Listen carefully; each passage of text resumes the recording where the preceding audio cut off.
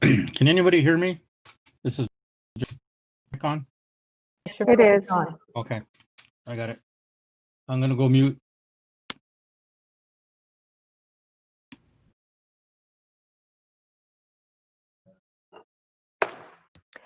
Good evening. This meeting is being held pursuant to Executive Order N2920 issued by California Governor Gavin Newsom on March 12th, 2020. Any or all board members may attend the meeting by phone. Members of the public may attend at the Fairfield-Sassoon Central Office, 2490, Fairfield, California, to observe and provide public comment during the meeting. Board members will state their name when they make the motion and when they make the second. All votes will be recorded via roll call format. If my connection to the meeting fails, Board Vice President John Silva will run the meeting. Roll call, please. Chantal Martino. Here. Joan Gott. Joan Gott. Here. Judy Honeychurch. Here. David Isom. Here. Jonathan Richardson. Here. John Silva. Here. Bethany Smith. Here. Craig Wilson. Here. Thank you. Please stand for the Pledge of Allegiance.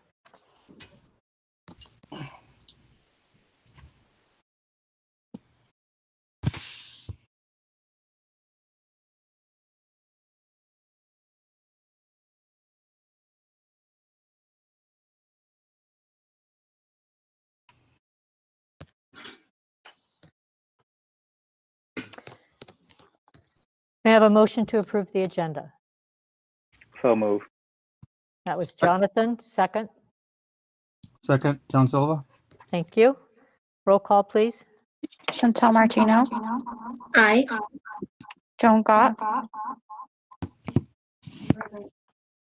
Joan Gott. Aye. Judy Honeychurch. Aye. David Isom. Aye. Jonathan Richardson. Aye. John Silva. Aye. Bethany Smith. Aye. Craig Wilson. Aye. Thank you. Thank you. Moving on to C. I do have a short opening. July 19th through the 25th is Probation and Community Supervision Week, in which we recognize the work of these individuals who maintain our public safety in our community while providing the resources needed for the individuals they supervise. Our board colleague, Jonathan Richardson, is a probation supervisor for Solano County. So Jonathan, on behalf of the board, thank you for all you do to make our community a safer place to live. Thank you, Jonathan.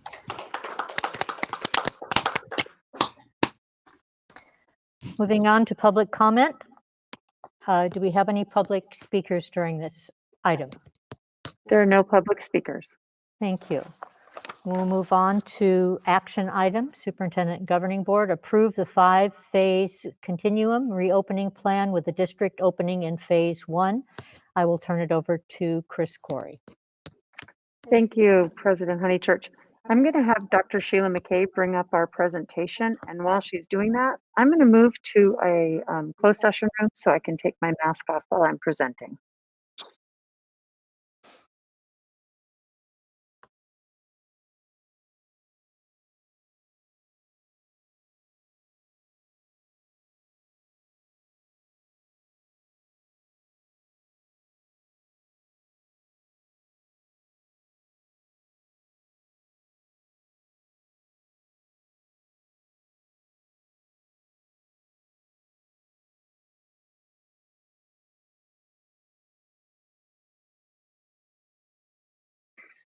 Well, good evening again. It was just a few short evenings ago when we were together last Thursday for our board meeting.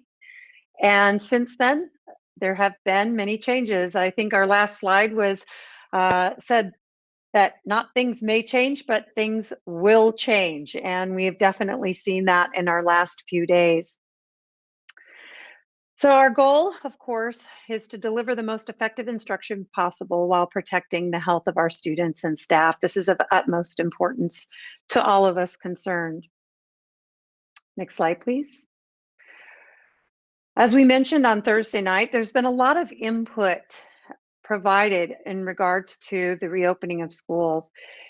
As I've mentioned many times, we closed schools and campuses on March 13th of this last year. And I think immediately following that closure, a minute later, after that announcement, is when are we going to reopen and what will it look like when we reopen? So over the course of these past months, we've received input from our staff, our teachers, our students, our CSEA folks, all of our associations. We've received a lot of social media input from our community. We've had surveys. Our employee associations have also done surveys and shared that data with us. We've had many board meetings since that time, and we've had public comment who have come to our board meetings. And then, of course, we've all received a number of various emails in regards to this subject. Next slide, please. In addition, throughout the course of these last months, there's been many executive orders and a lot of guidance provided by various organizations. And so as of last Thursday, we brought forth a reopening plan for our board to consider, with phase 1 and phase 2 to consider. And the next day at noon, our governor announced a mandate for reopening schools. And so we're going to talk a little bit about that mandate and how that applies to Fairfield-Sassoon. Following, I'm going to go back just in following the meeting with the governor's announcement, we also met as a county with Solano County Public Health and our Solano County Public Health Officer, and received some additional guidance and some information from him. Today, the California Department of Education had a webinar, and we attended the webinar and received more additional information on the reopening of schools. Next slide, please. As I mentioned, the safety and security of our students and staff is of utmost importance. And as we move forward, all of the safety precautions need to be taken into account as we look to reopening our campuses. Next slide. We had a timeline for you that we shared the last 2 meetings that went back to March. And we just added for this evening just what's happened since June 18th, so in the last month. And these are all state-related decisions.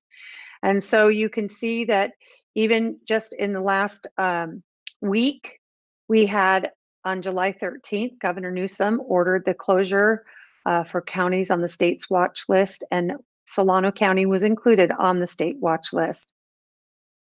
That was on Monday of last week. And then on Friday, he also came out with a mandate regarding distance learning for schools within counties that are on the state's watch list, which we are a part of. Next slide.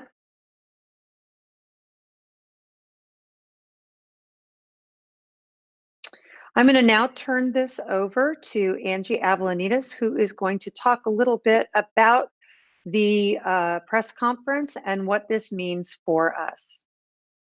Thank you, Superintendent Corey. On July 17th, the governor outlined 5 points which he titled California's Pandemic Plan for Students. 2 of the 5 points are listed before you. Point 1, Newsom made it very clear that safety is determined by local health data and that schools may only reopen when a county has been off the monitoring list for 14 consecutive days. Point 2, Newsom then went on to share that students in the 3rd grade and above are required to wear a face mask or face covering, while students in the 2nd grade and below are strongly encouraged to wear a face covering.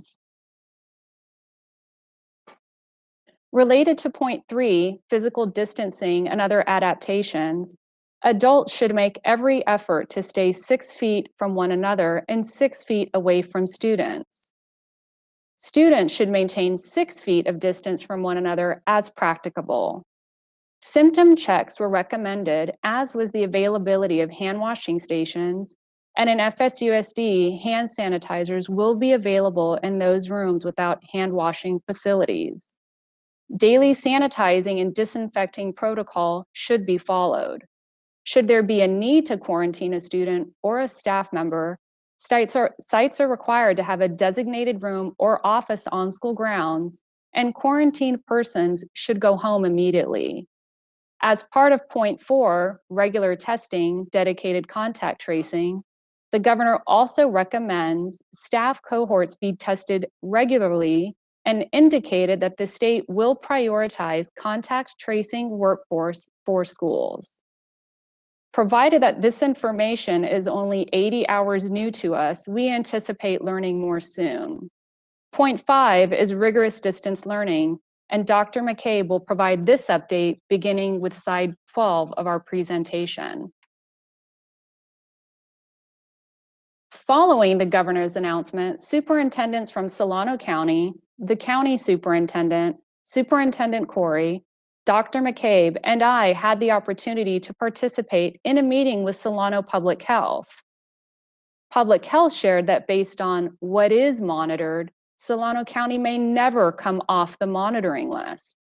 Additionally, Public Health indicated that the spread in our county is a direct result of family gatherings, birthday parties, graduation parties, and baby showers. By the end of our call, districts were also advised that school athletic conditioning must cease immediately. Subsequently, Secondary Director Kristen Witt notified our sites. With that, I will turn it over to Dr. McCabe.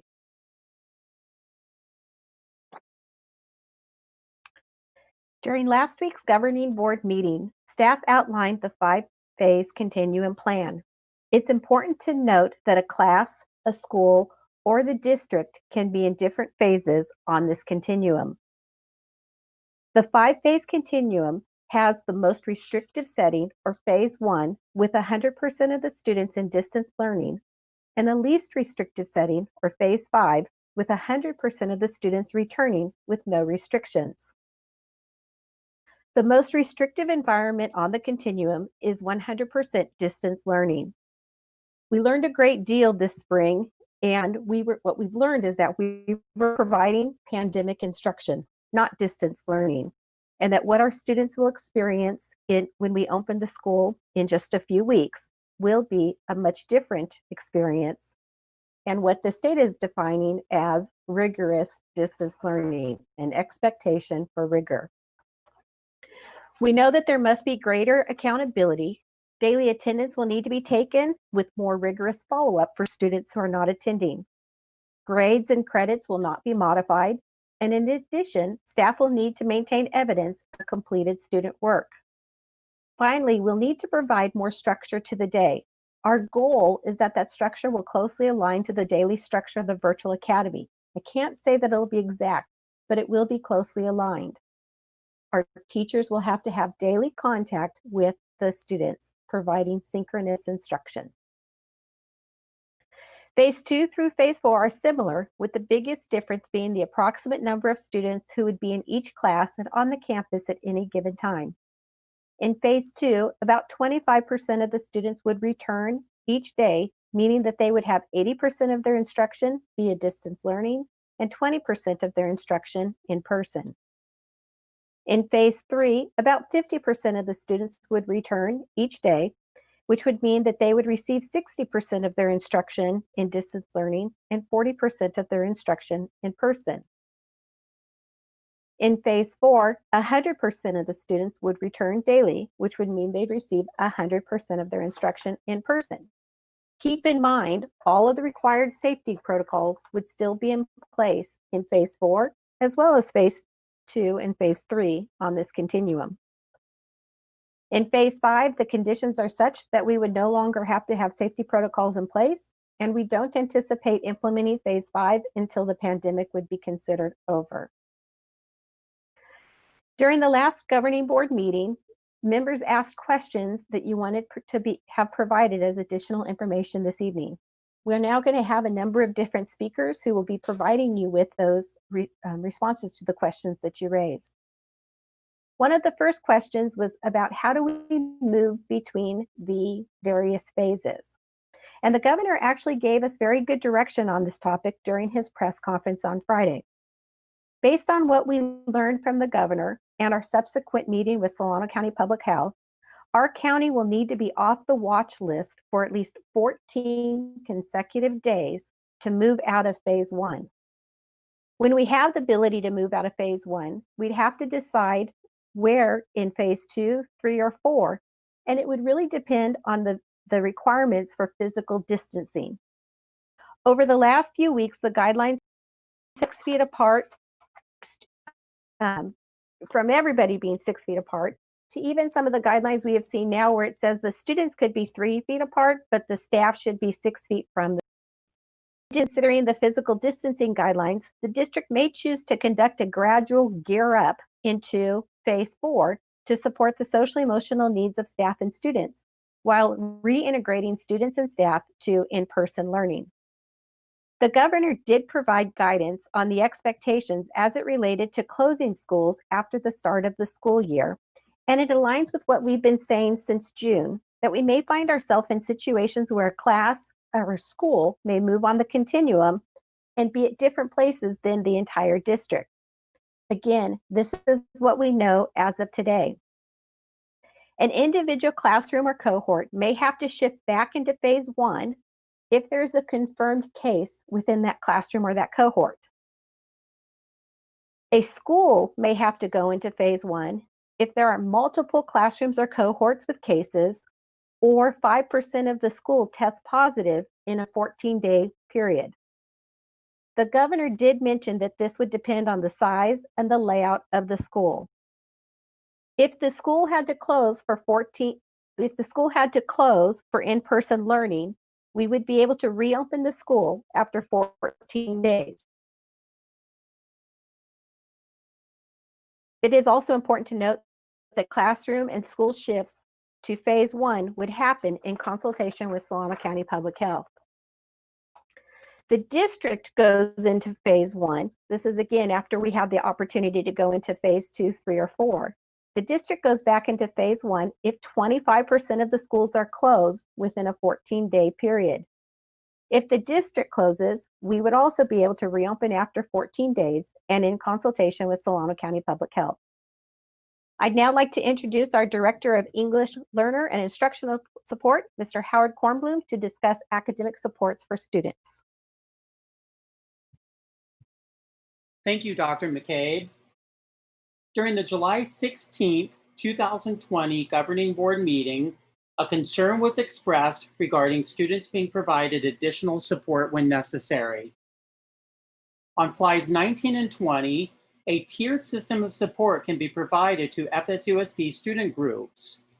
Tier 1 student support during phase 1 is represented by specialized instruction and/or classes that are provided within the master schedule that will not change whether the district is in phase 1 or phases 2 through 5. Second, it is important to note that currently staff are not under a stay-at-home order. Staff will be able to personally reach out to students in person when necessary to provide additional support to students who are not engaging in distance learning. Another difference between the spring 2020 distance learning versus the fall 2020 situation is that staff members have the opportunity to better plan for the transition from in-person research-based interventions to equivalent interventions being delivered via a distance learning model. Planning is already underway to virtually implement the very same intervention instruction and content that resulted in significant growth in student outcomes during the early part of the 2019-20 school year. In fact, I've already been in contact with a number of teachers who provided extended day intervention last year, and the majority have already indicated that they're excited about having the opportunity to continue to provide support to at-risk students, even in a distance learning format in the fall of 2020. As a matter of fact, one of the teachers said, our students need more support now than ever. Educational Services will also be working collaboratively with site leaders to support the development and implementation of extended day research-based interventions to support their students' unique needs. If we're unable to provide intervention supports for our own students or their own staff, then we will seek to meet those students' needs with programs provided by outside vendors. Due to the dollar value, we probably have to go through a normal bid process to award contracts to outside vendors. Staff has already reached out to local vendors to determine what services may be available. I will now turn it over to our Director of Special Education, Dorothy Rothenbaum. How will we support students with individual education plans? Our students will continue with their general education setting according to their IEPs. Since the end of the 1920 school year, we've had the opportunity during the extended school year to learn a few strategies to better support our students with IEPs. During the 2021 school year, the plan will be to expand the use of unique learning systems, an online platform designed to support students in self-contained classes with IEPs. We also found that a formal schedule with specific para responsibilities allowed for better teacher-student interactions. Our goal will be to increase attendance with more synchronous learning time and regular teacher-parent scheduled times. Next, I'd like to present to Ryan Gonzalez, our new Elementary Ed Director. Thank you, Dorothy. The board requested to see a visual of student cohorts. I am going to explain the process for elementary education, and Kristen Witt will explain the process for secondary education. Information regarding the cohorting of students at the elementary level are described on the following slides. As depicted here, a cohort of elementary students are all the students assigned to their homeroom teacher. In this example, all 28 students comprise a cohort. During phase 1 of the FSUSD 5-phase continuum, all 28 students in the cohort will participate in distance learning with their teacher Monday through Friday. During phase 2 of the FSUSD continuum, 25% of students within their cohort participate in in-person instruction at school with their teacher, while the other 75% of students are engaged in distance learning at home. Therefore, in order to implement phase 2, a cohort of students must be equally distributed into 4 equal groups. As shown, our cohort of 28 students is now divided into 7 groups of 7 students each: a yellow group, teal group, blue group, and a pink group. During phase 2, all 28 students in the cohort participate in distance learning with their teacher every Monday, as depicted on the bottom table. During Friday, each group of 7 students receives 1 day of in-person instruction at school with their teacher, as shown in the top table. The yellow group receives in-person instruction on Tuesday, the teal group on Wednesday, the blue group on Thursday, and the pink group on Friday. When a group is not receiving in-person instruction on a given day, the group of students is participating in distance learning. Similar to phase 2, during phase 3, all 28 students in the cohort participate in distance learning with their teacher every Monday, as shown in the bottom table. On Tuesday through Friday, 50% of students participate in in-person instruction, while the remaining 50% of students participate in distance learning. In order to accomplish this, we combined our 4 groups of 7 students each into 2 groups of 14 students each. As depicted in the top table, we have combined the yellow and teal groups and the blue and pink groups to make larger groups of 14 students each. The yellow-teal group of 14 students attends in-person instruction with their teachers every Tuesday and Wednesday, while the blue-pink group of 14 students participates in distance learning. On Thursday and Friday, the 2 groups switch, and the blue-pink group now participates in in-person instruction, while the yellow-teal group participates in distance learning. Finally, during phase 4, all groups of students combine once again as a cohort to in-person instruction with their teacher at school, Monday through Friday. Careful considerations will be made by school sites to ensure sibling grade levels are in the same groups by color, so all siblings can attend both in-person instruction and distance learning on the same days. This will help to provide both consistency and support for our FSUSD families. Kristen Witt, Director of Secondary Education, will now share how cohorting of students will work at our secondary school sites. Thank you, Ryan. The board requested additional information last Thursday on cohorting students. I'm going to explain the process for cohorting students at the secondary level. Cohorting at the secondary level is a bit more complicated than at the elementary level, since students typically have 6 different classes and 6 different teachers. I say typically because there are students that have extended day schedules and take up to 7 classes a day, and there are also seniors that may have only 5 courses a day during their second semester. Additionally, students have more choice when it comes to their elective options, and therefore, by the nature of scheduling, students, even in the same grade level, do not take the exact same 6 classes. That being said, it is possible within our database system to cohort or team students. The slide here demonstrates what a typical schedule would look like when we do not cohort in our secondary schools. Class sizes are evenly distributed, but student placement for the most part is randomized. There are some exceptions for specialty classes or intervention classes, but for the most part, students are randomly sorted into available courses.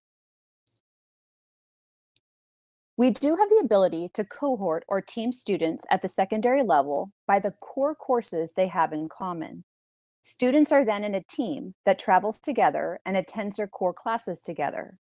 It is very important to note that the cohorts in secondary are significantly larger than those in elementary due to the constraints of scheduling and will range in size from 110 to possibly as many as 200 students.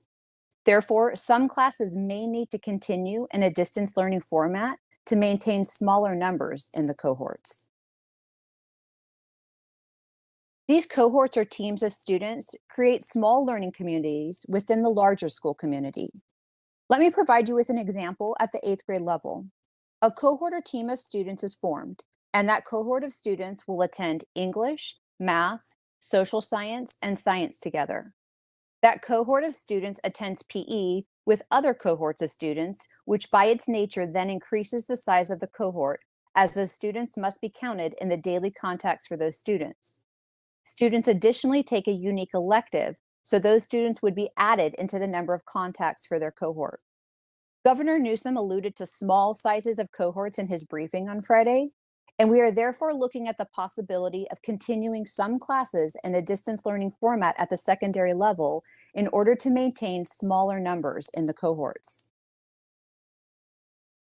In phase 2 of the 5-phase continuum, we need to ensure that approximately only 25% of students are in the classes each day. For this process, we would take each cohort and work to evenly divide the students so that only 25% of each cohort would attend at a time. Essentially, each 25% portion of the cohort would attend school on one assigned day of the 4-day in-person week. Students would be engaged in distance learning the days of the week that they are not present for in-person instruction. Maintaining the cohorting system in each of our phases of the 5-phase continuum allows us the ability to transition from phase to phase while maintaining consistent relationships between teachers and students throughout the year. Dr. Farrar will now provide you with an update on professional development opportunities for staff. I am pleased to provide additional information requested by the board about the professional development opportunities for staff. This year, all of the professional development provides teachers and staff support for what they will need to get started using materials, instructional strategies, and social emotional support for staff and students in a virtual setting. Next slide. These slides outline the variety of options we have available. Next slide. Next slide. Next slide. The FSUSD Professional Development Committee has curated a list of trainings and webinars available for buyback and salary credit. Staff can begin these courses at any time and work at their own pace. All approved professional development is eligible for salary credit for all staff, as well as buyback for teachers. While this plan outlines our PD offerings prior to the start of the school year, we do intend to continue to build upon and in some cases repeat these offerings throughout the 2020-2021 school year. I will now turn it over to Mr. Ryan Gonzalez. Thank you, Dr. Farrar. The board also asked for additional information regarding how families can register for the Virtual Academy of Fairfield-Sassoon. As a reminder for the board, the Virtual Academy was not created in response to the COVID-19 pandemic, but was created as a new school within FSUSD to provide an option for families who would like their children to attend school and learn in a virtual learning environment. In order to ensure communication with families who might be interested in enrolling their students in the Virtual Academy, a parent interest survey was sent to families in the spring. Interest was great, with over 1,000 families responding to the survey. Furthermore, information regarding the Virtual Academy was shared via our district's social media. Families are able to locate information about the Virtual Academy on our school district's homepage, which includes a brochure describing the Virtual Academy, along with registration materials to enroll their children. They submit registration materials to the Educational Services Department either by email or by dropping them off at the district office by July 31st. Once the registration paperwork is received and processed, parents are informed of their child's placement in the Virtual Academy of Fairfield-Sassoon for the upcoming school year. Options exist for families if they would like to have their student exit from the Virtual Academy. Parents have the option of exiting their student at the end of each trimester. The administrator of the Virtual Academy will continually communicate to families throughout the trimester and will work with families who want to disenroll their child from the Virtual Academy at the end of a trimester. Once exited, a student may return to their prior school, space permitting. If there is not space available at the student's prior school, the established overflow process will be utilized. And now I will turn it over to Howard Kornblum, who will continue with our presentation. Thank you, Ryan. Another question posed by the governing board was regarding extra and co-curricular activities. Earlier in the presentation, I spoke to the necessity and implementation of providing targeted intervention to at-risk students. This slide speaks to FSUSD staff's ability to provide enrichment student engagement activities via a distance learning model. As a reminder, Christine Harrison and the expanded summer program team developed and provided over 40 different short-term enrichment activities this summer. A number of the activities are listed on the slide. Even Girls on the Run, yes, can be provided virtually. These examples of potential extended day opportunities are activities that get kids excited about learning and capitalize on our staff's wide-ranging skill sets and experiences. The team has created a framework of how to recruit staff, develop a list of potential courses, recruit students, secure and distribute materials, and monitor the programs during the summer, all via distance learning. I will now turn the presentation back over to Kristen Witt, Director of Secondary Education. Thank you. Today, the California Interscholastic Federation, or CIF, announced plans for the 2020-2021 athletic season of play. There were 3 major changes that I would like to highlight this evening. The CIF has provided a temporary extension of bylaws 501F and 501G relating to what is referred to as a summer period. Given that CIF has moved the start of its traditional seasons of sport to December 2020, once allowed by the appropriate state and local agencies, CIF sections may now also extend their summer period up until the first date of their fall regular season of sports. And for us in the Sac Joaquin section, that is December 7th, 2020. CIF is temporarily reconfiguring bylaws 504E and H, season of sport, As per the 2020-2021 sports calendar, the CIF has made adjustments to the traditional seasons of sport, and each CIF section releases their own calendar. The Sac Joaquin section fall sports will commence in December 2020. CIF has temporarily suspended bylaws 600 through 605 outside competition. Due to the need to move sports to non-traditional times of the year, the CIF is temporarily suspending the bylaws. Accordingly, students will be allowed to participate on an outside team at the same time they participate on their high school team. We will continue to monitor the directives and guidelines released from the Governor's Office, the California Department of Education, the California Department of Public Health, and our local county health department, and ensure student health and safety is at the forefront of every decision. In accordance with provisions provided to us by Solano County Public Health, we are currently unable to engage in any athletic conditioning at this time. We will only begin athletic conditioning once given the approval by Solano County Public Health. Ms. Avlanides will now discuss the steps being taken to improve student support for families this school year. So how will we improve support for our families this year? As we begin the 2020-21 school year in distance learning, the Curriculum Instruction and Assessment Department will be working very closely with the Student Services Department to provide learning opportunities and resources for our families.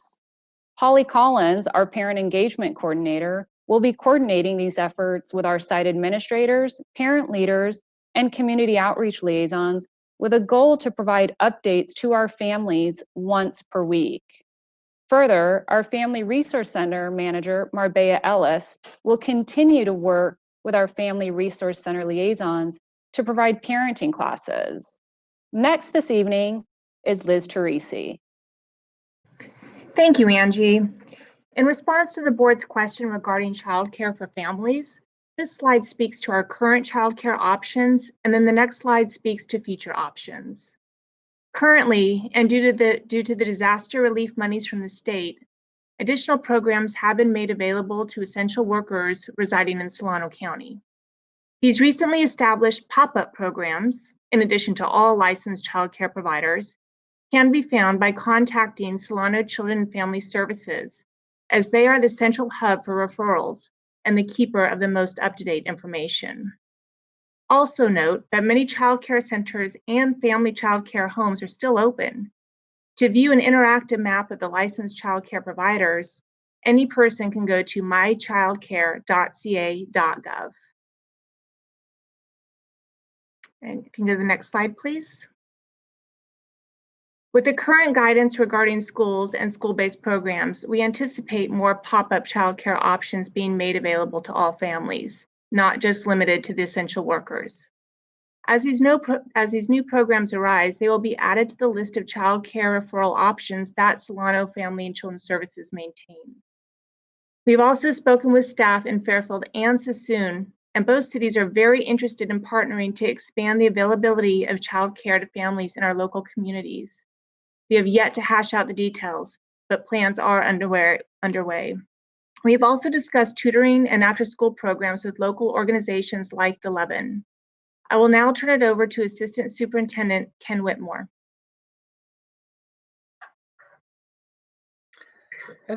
Thank you, Ms. Tracy. At our previously held board meeting, the question arose about teachers who wish to teach in person, and could those teachers be matched with students for in-person learning? Based on the governor's outline for reopening of schools, this would not be permissible.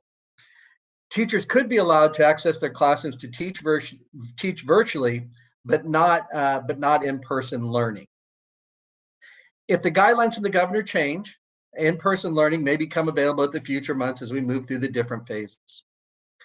In addressing these issues of each phase, we continue to have ongoing discussions with our bargaining partners, VESUDA, CSEA, APA, and FSMA, on the options and phases of educational delivery. We are seeking guidance also from the California Department of Education in regards to in-person intervention and daycare that Solano County Public Health has described to us as gray areas. We are working with the Solano County Office of Education to obtain answers from CDE so we can better answer questions and move forward in these areas. I would like to take this time to turn it back over to Superintendent Corey. Thank you. So our recommendation, which is somewhat of a mandate, but it's still a recommendation to this board, is to move to approve the 5-phase continuum and reopen schools on August 19th, 2020 in phase 1 of distance learning. Next slide, please. Here are our next steps. Following tonight's meeting, we will have a virtual Q&A on July 23rd. You can come in person if you'd like. It's at 9 a.m.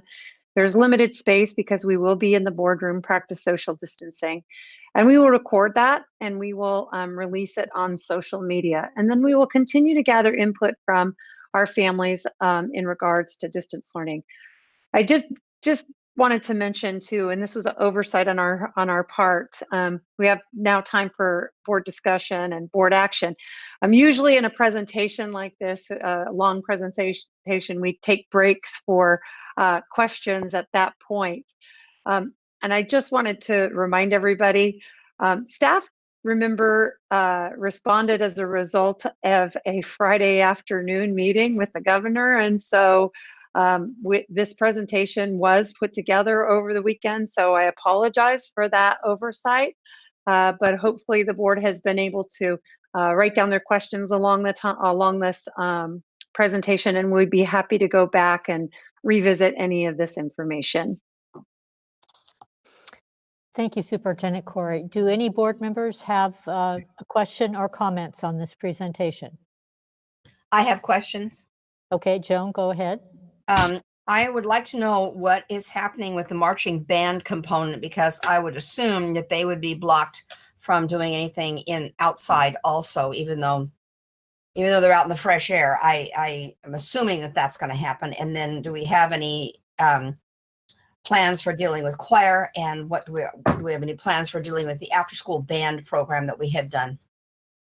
So you're absolutely correct, because that would fall under the same guidelines as our athletic conditioning. That is being prohibitive right now to meet, and all of our programs would have to be done virtually at this point in time.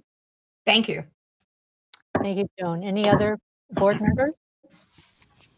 Yeah, John Silva has 3 questions. Okay, John, go ahead. Yeah, my first question is, I believe that, okay, the statement that a student would return to their, original school, space permitting. Now, I guess my question becomes, why would there not be space unless kids were being moved to other schools before other children got out? In other words, if you were, if you came out of distance learning at any given time, your space should still be there. Why would it have been filled by somebody else if every school is being utilized equally? So that's question number 1. I can go ahead and answer that. Okay. I think what they're saying is let's say that somebody moved in Okay. to that area and took that spot. Okay. We are working at some of our specialty programs. I know that this has been a concern, particularly for like our gate magnet or the Public Safety Academy, early college, high school. Should they decide to do the independent study or the virtual school, they are wanting, there's a desire out there that the space that they vacated would be held for them should they come back. Now, that's something that the board can definitely take action to do, but just keep in mind, there's a potential cost because now you're paying double for that student. You're paying for that student to be in their school that they vacated and the school that they currently are attending. So we just want the board to be aware of that. Okay. I'm sorry, John, since we're on that topic, can we stay on that rather than circling back around, if you don't mind? Sure, no, I don't mind. Cut into your time. Yeah, I can ask my 3 questions whenever they come around. Okay, I just want to touch on this since we're already talking about it. So I am one of those that has strongly supported the opportunity for families to return to where they are. I think I'm a little confused. So in looking at one of my questions for the last board agenda was what has the interest level been? How many respondents have there been for the virtual academy and the independent study? It's actually much lower than I ever anticipated it would be. But it doesn't, to me, seem like there's going to be enough to build out entire grade levels at this point even. And I guess, I'm sorry, I'm trying to articulate this properly. I don't understand where you're saying that we're paying twice for that student for a teacher, because that teacher will still need to be there for the classrooms that they're teaching in. That virtual academy teacher will still need to be there for the other students in whatever grade level it is. So if they're already both having to be there, then I guess I'm unclear on how it's, they're not paid by the student, they're paid by the class. Right, but in normal times, normal circumstances, we build our master schedule around a certain number. So let's say for example that a number of students leave a school, okay? And at the elementary level, then we could potentially make a combination class. And this is how it's all dominoes. So let's say at this point in time, we're waiting to hire a teacher, for example, right? For this school, but we look at the enrollment and we no longer need that teacher at that school. We wouldn't hire them. I'm being very simplified in my explanation here.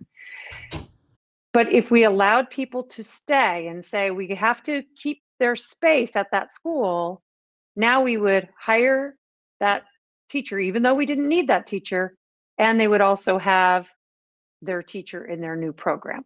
That's an oversimplified way to do it. I think under these circumstances, with what we're doing, distance learning and independent study and whatnot, we're not able to be as, and nor would we want to be, as tight as we have been in the past. And I don't know, Kristen or Sheila, if you, Dr. McCabe, if you want to chime in on any of that. I would like to, Superintendent Corey. Thank you very much for that opportunity to jump in.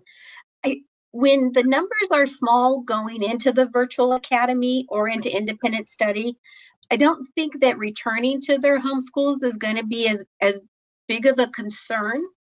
When we were looking at potentially 1,000 children or 1,000 families wanting to move to the virtual academy, that was a concern to then be maintaining that many seats at the comprehensive schools, especially in the original interest survey. We had up to 50, 60 kids coming out of one school. We are going to do everything we can to have children to be able to return to their school of residence and their programs of choice. But we also didn't want to set that as an absolute that it could happen and then find ourselves in a predicament particularly at one of the trimesters, since we're allowing families to make that move at trimesters, to find ourselves in a predicament where we're having to hire a teacher because that would be the only way for a student to be able to return. And again, it would be particularly to the program of choice. And I do think that if our numbers remain smaller in the virtual academy, it will be easier to accommodate all of the needs. The concern became when the original interest was up close to 1,000 children. Okay, yeah, and in case anybody is interested and didn't ask the question, the answer that was provided to me ahead of the last meeting was that only 168 students had registered for the virtual academy. And in addition, 56 families had requested applications for independent study. And of those, only 12 families had submitted an application. So given the number of students in our district, I'd be shocked if it doesn't balloon as we get closer to that date. But given the size of our school district, I'm amazed that it is such a small number. And I think that now that we're looking at distance learning, I think people were looking at when we were anticipating maybe coming back in phase 4 with 100% of our kids. There was a lot more interest in the virtual, but now that there's distance, I think that has lowered the numbers and the interest as well. Yeah, I still stick by that. I'm immensely interested in allowing these families to return to the special programs, but I can tell you that if we have people who have to be overflowed out of their school that they, should have been in all along, their neighborhood school, I have a feeling we're going to get a huge amount of public pushback. So, all right, John. Can I say something? Yes, is it in regards to the same topic, Craig, Yes. or different? Yes. Okay, go ahead. It sounds to me like the way it's currently set up, a parent who cares a whole lot about which school they're in and has a place for their kids in that school, they risk losing it by switching to the virtual school. Therefore, the virtual school is not a COVID mechanism. It's an independent learning mechanism that's designed to be long-term, more than semester at a time. Is that semi-accurate? Yes. Yeah, and yes, and actually, it's not that you would risk losing, because your school of attendance would still be your school of attendance. It's really where people are worried or nervous are in specialty schools, for example, early college, high school that has a waiting list. Should they be disenrolled from early college, high school?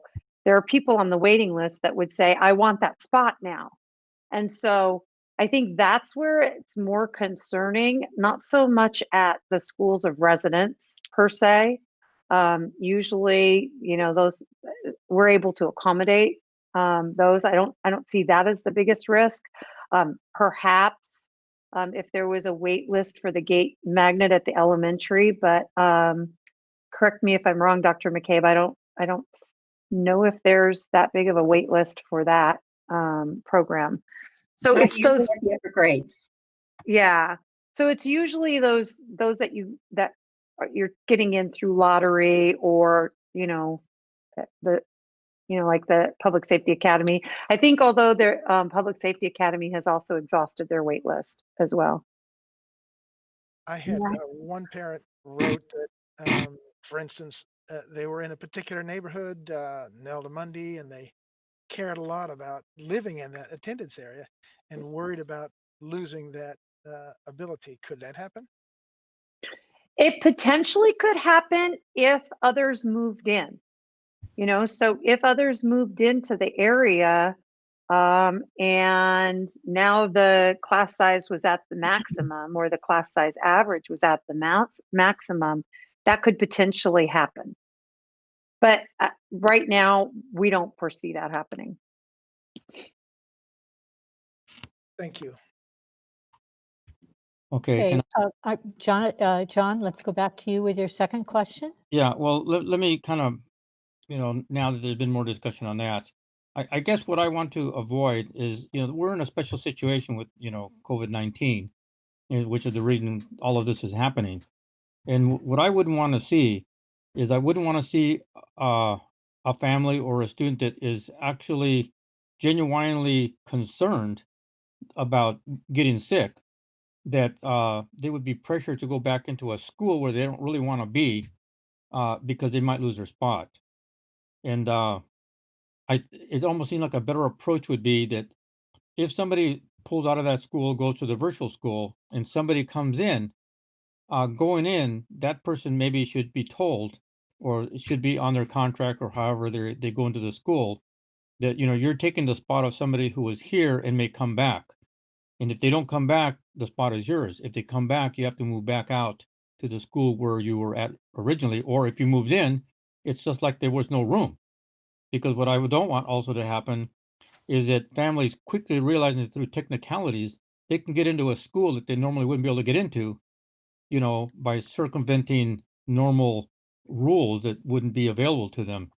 As in because of somebody went to the virtual academy, now somebody slid into their spot, and families seeing that there's an opportunity here to now change schools.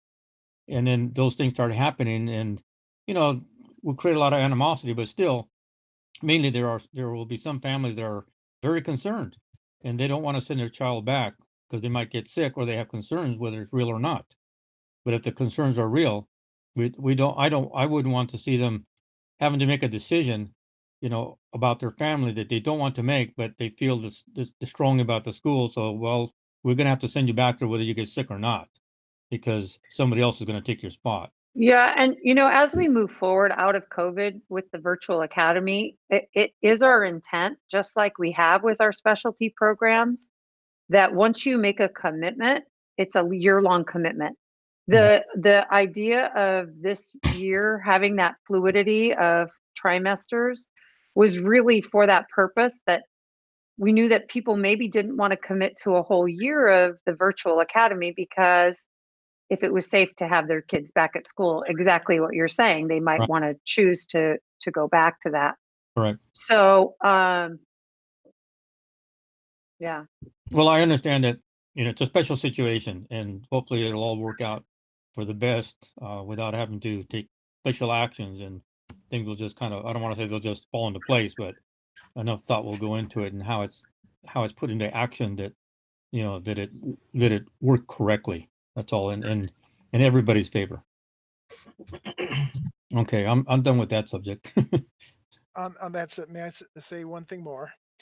Our COVID policy that we passed last Thursday addresses a parent who's uncomfortable if we were to open in stage 2 or 3 or 4 phase, and the parent were uncomfortable. There's a statement that allows them to keep them home and work something out. The statement is, if a student would otherwise be required to attend on-campus instruction, but is kept home by the parents due to concerns for the welfare of the child, the principal or designee shall work with the student and parent to find alternative means of instruction.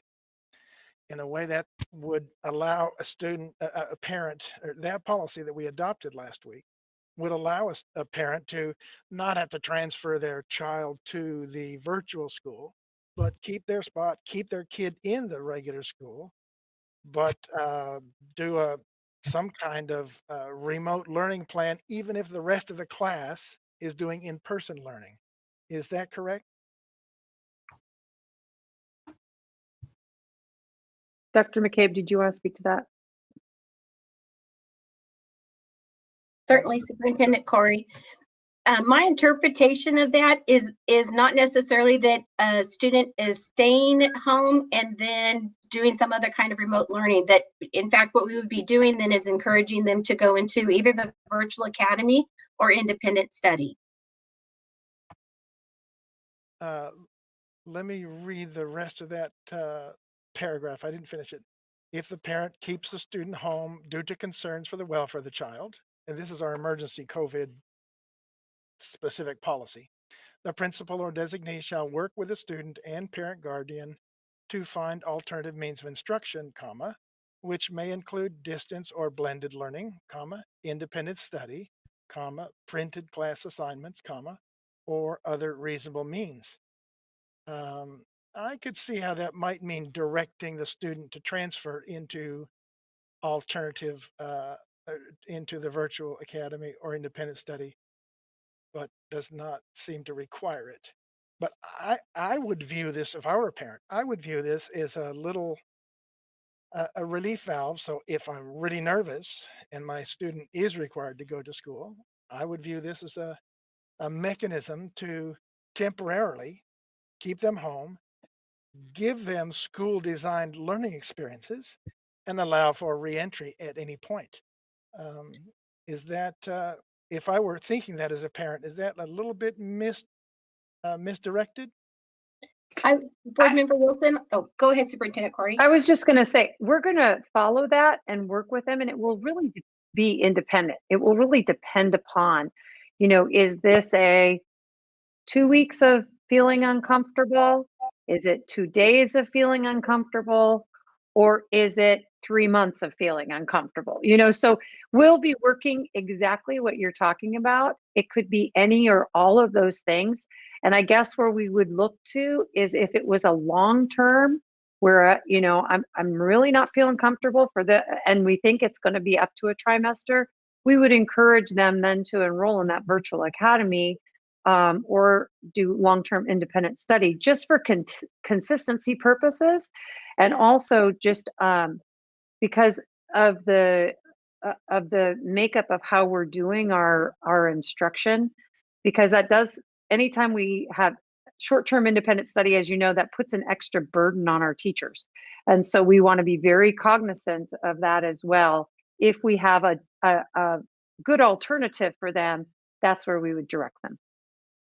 Thank you. If I Can can I just make a jump in comment? with one other piece related to that, because also with the short-term independent study, that provides the least amount of structure for students and their learning, because it's normally a whole packet of information and then an extended period of time before teachers review anything.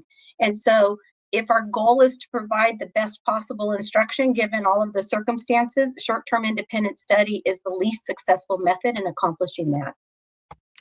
Thank you very much for addressing that. Thank you, Can Sheila. I make a comment about this one? Yes, go ahead, Joan. My concern about this is what Chris was stating before. I really feel uncomfortable with having parents popping in, popping out, popping in, popping out. I really feel that they need to make a commitment if they want to have their child in the virtual academy and try it for a trimester. That's what they need to commit to, rather than saying, oh, well, we're going to do it for 2 weeks, and then if they don't like it, we'll pop out. And we want our space saved. That's really a problem for everybody, because it disrupts the classroom and the teachers and the kids in that cohort. It's very difficult. And I really think people should be encouraged to make a commitment and know real clearly what the difference is between the virtual academy and online learning that we're in now, because they're totally different animals. And if they want their child to be in the virtual academy and out of regular school for a whole trimester, then that's fine. But they have to really seriously think about giving up their spot to another child that comes in, because if we were doing this when our kids were in school and when my kids were in school, they would have lost their place, period. No matter what, they wouldn't have been able to go back. So I think it's a commitment issue on parents, but they really have to understand the differences. So somebody's going to need to do a lot of counseling, I'm afraid. Thank you. Thank you, Joan. John, did you have a third question? Well, I haven't got to number 2 yet. Oh, Okay. go ahead with number 2. Okay, number 2, I think, is a little easier. In sports, when it happens, they would go to 2 seasons and not 3. And is that probably the 2 outdoor seasons and eliminate the indoor season? Because the indoors is obviously more problematic than outdoors when it comes to distancing. Yeah. Ms. Witt, did you want to speak to that? I don't know if CIF gave the guidance on that. They did, actually. Thank you. So yes, it's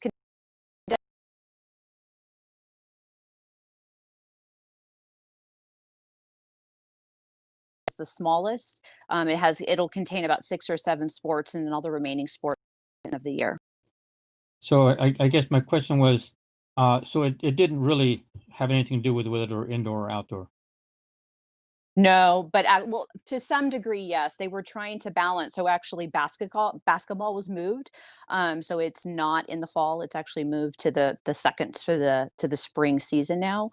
And part of that was to balance, like you are saying, indoor and outdoor. But the second season is the heaviest, with the majority of the sports landing in the spring season. I see. Okay. Yeah. Okay. Well, that's all I have on that number 2. Okay. What about number 3? Okay. Number 3 is more of a suggestion.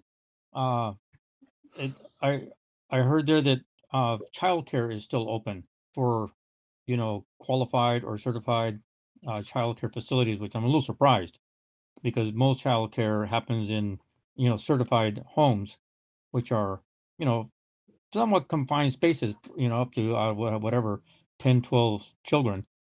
Would be hard to maybe distance them, but a suggestion is, could the school district, since our facilities are closed, could we rent out or loan out some of our classrooms that aren't being used, which are bigger than the average living room, and Right. some of those classes, or we could even, I don't want to say go into the business of childcare, but partner up with some community members in order to make distance spacing Right.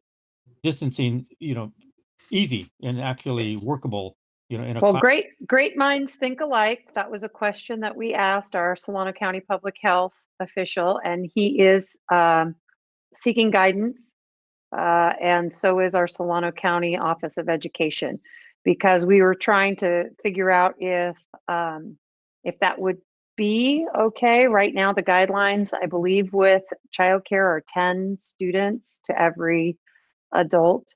It's limited to 10 students, but we've already asked that question because we had the same idea that if we could provide some type of childcare, child supervision, and use our own facilities, that would be fantastic. So we are working to hopefully get an answer to that very soon. Yeah, because to me, it makes some sense, because we're kind of causing the problem, and COVID's causing the problem, but we're directly keeping indirectly keeping people's children at home, and they maybe have to go to work. They can't keep doing this forever.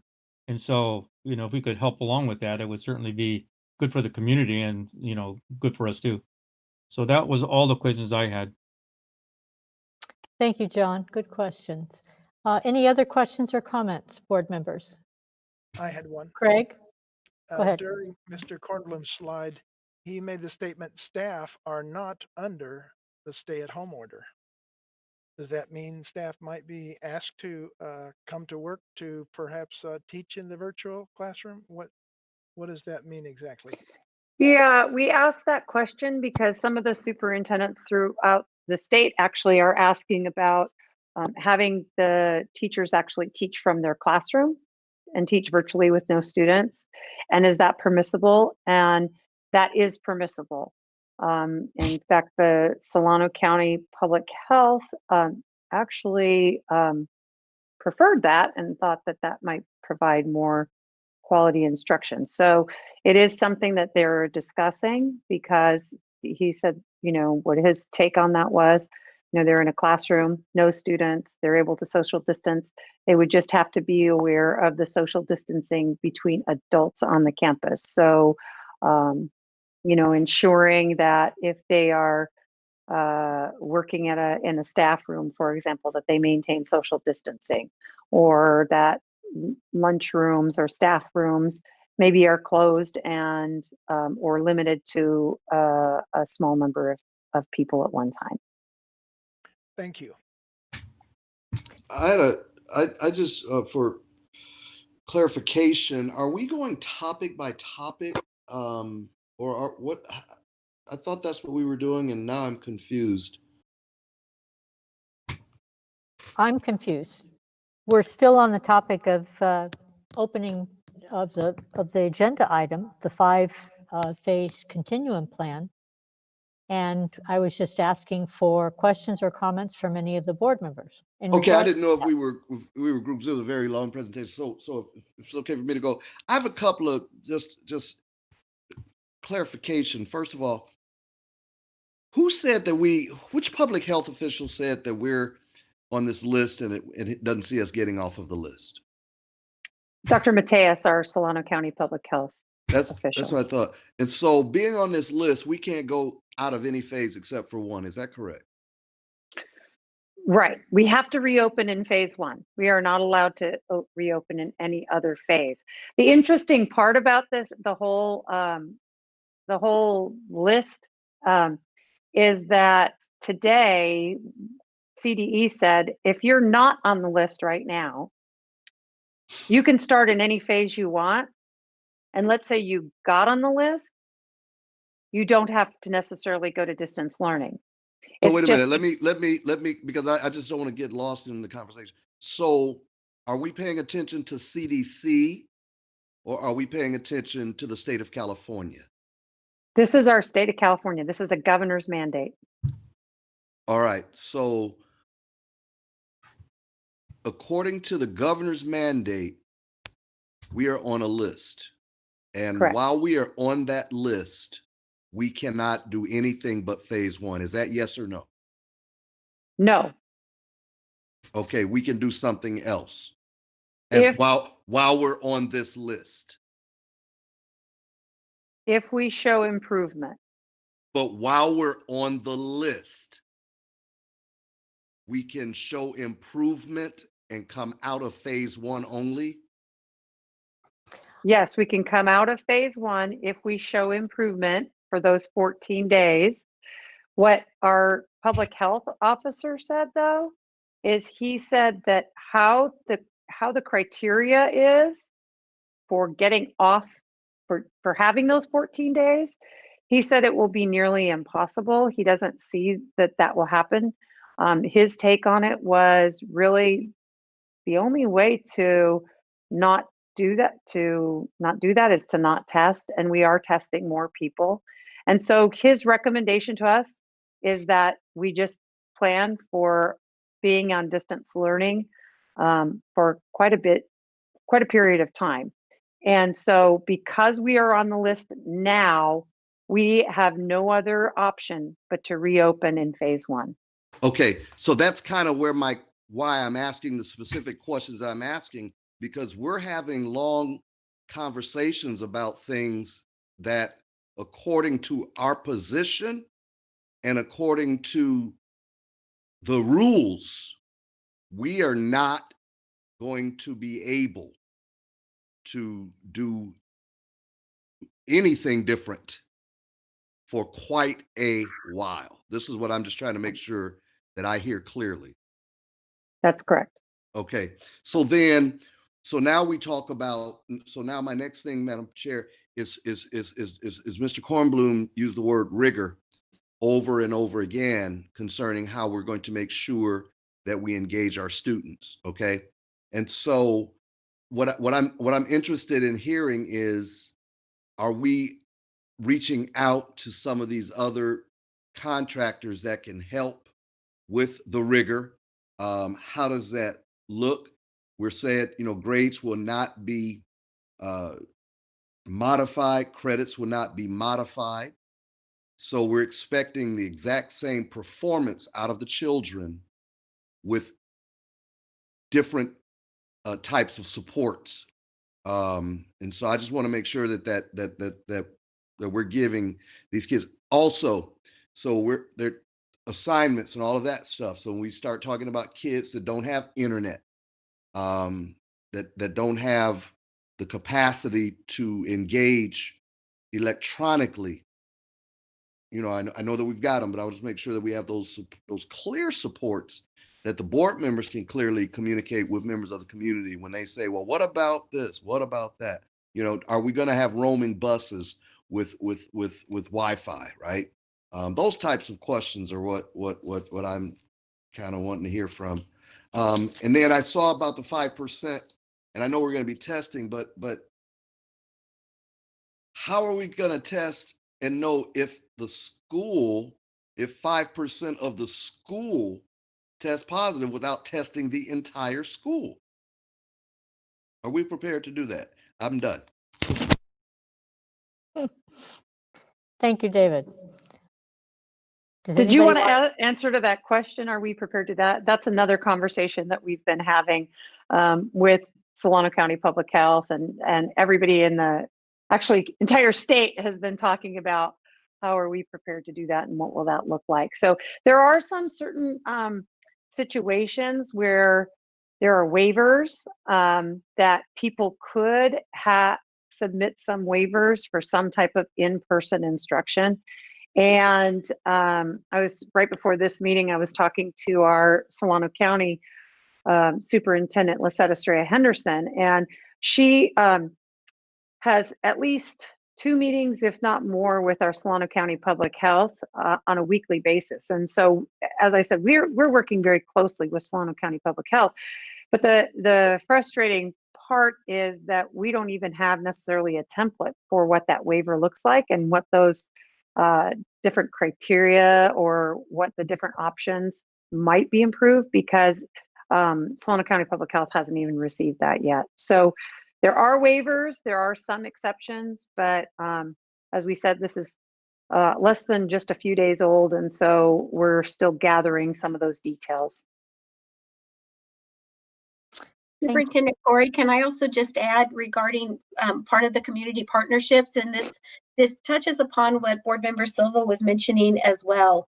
One of the avenues we started exploring on Thursday and Friday of last week was working with our city partners, and particularly if we're able to use our school facilities under the joint use agreement, so that during the school day, they would be able to, the cities would potentially be able to provide some of the staff through the funding that they have the kids in our facilities, which I think would just be wonderful for kids to be able to come to school.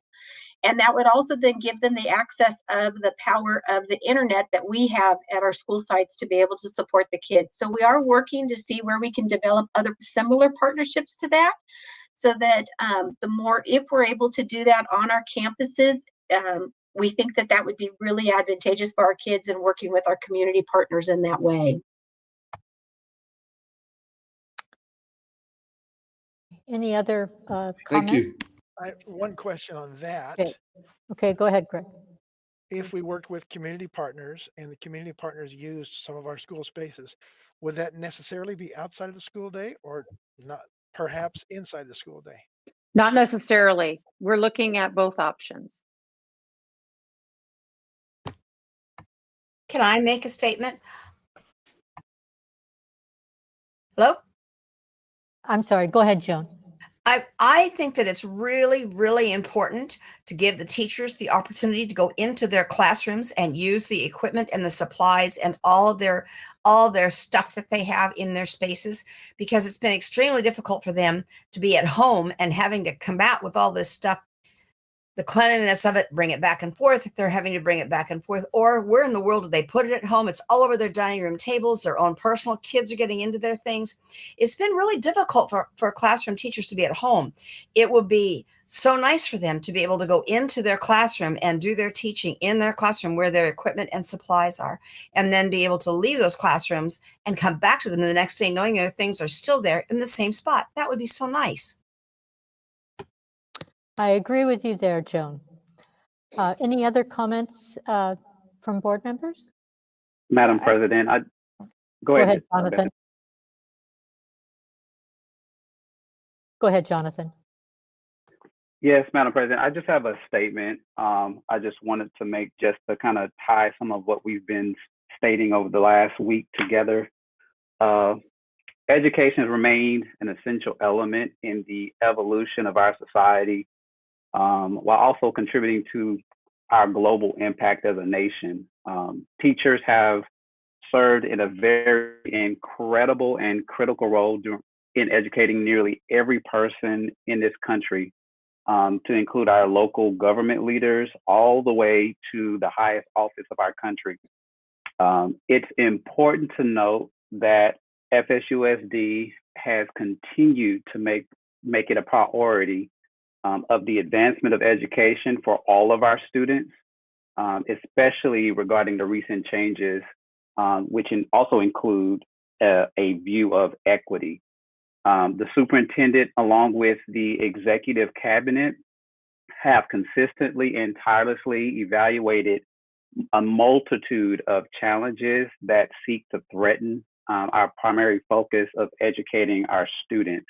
And this also includes how that impacts our teachers and staff across the district. Our district has continually prided itself with forward and advanced planning as it relates to ensuring that we provide an educational experience for our students. And this also includes what our teachers offer as well. Over the past 4 months, our staff have not only spearheaded ideas related to equity, but they've also looked at how this would impact not just our students, but our teachers, their families, and the families of our students as well. Prior to any guidance from the federal government and our state officials, our district carried the complete weight of planning and deciding on how to move forward with educating every one of our students for the 2020 academic year. So tonight, I believe all of us as board members recognize the reality that's directly tied to safety, not just to our students, but to our staff, their families, and every single person involved. And it's my hope that each of us can synergize together, performing the heavy lifting of supporting our students while keeping engagement high through various styles of creativity, innovation, and realizing that virtual education cannot completely replace the live interaction and benefits from traditional schooling. The ambiguity of the unknown has certainly added some uncertainty to all of our lives, especially for our students. And I just hope that each of us will embrace the positive opportunity that we have to evolve and share any best practices that will help us to continue in being the beacon and leader for our neighboring districts, while also continuing to grow stronger in what we do best, and that's educate. So that's my comment tonight. I trust what our leadership is doing, and I will continue to support what will be in the best interest of not only our students' education, but also to the impact of how this would affect them in their safety. Thank you, Jonathan. May I have a motion if we're finished? No, Bethany has some Bethany, questions. sorry. Go ahead, Yeah, Bethany. sorry. I've been trying to interject for. I'm sorry. It's No, so. it's okay. It's okay. It won't be long. I have a couple that I want to pair together. So two sets. One is more a comment or a request, and then a question to go along with it. I visited the FSUSD school start /COVID page, and there is information about the virtual academy, but I don't see anything about the independent study program. So if we can make sure that that's there. I know it's elsewhere on the website, but putting that all in one place would be helpful for families. And while I was there, I visited, I got the little trifold for the virtual academy, and there was something in it that had me question. So it says students will participate in standards-based multi-grade level teacher-led activities. Does that mean by multi-grade level, does that mean it could be some sort of like a combo class type situation? Yes. Okay.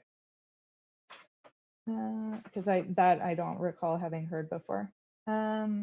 And then on the topic of professional development, is any of that going to be mandatory participation? You know, I like these questions, but we're still under the motion to approve the opening. No. Is it okay to be having these other discussions? Right, But because this this is was all part of part our of- presentation. Okay, go ahead. Yeah, this is all part of our presentation. All right, go ahead, Beth.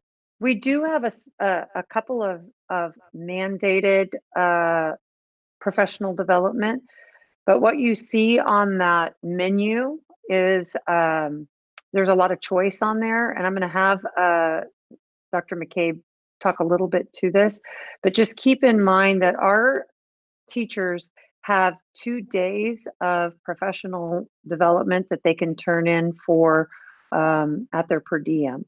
So we are really encouraging them to do their full 2 days. And then if they do above and beyond that, they can also receive salary credit. So Dr. McCabe, do you want to speak to any training that might be mandatory? Certainly. So the list that we have provided is not mandatory training.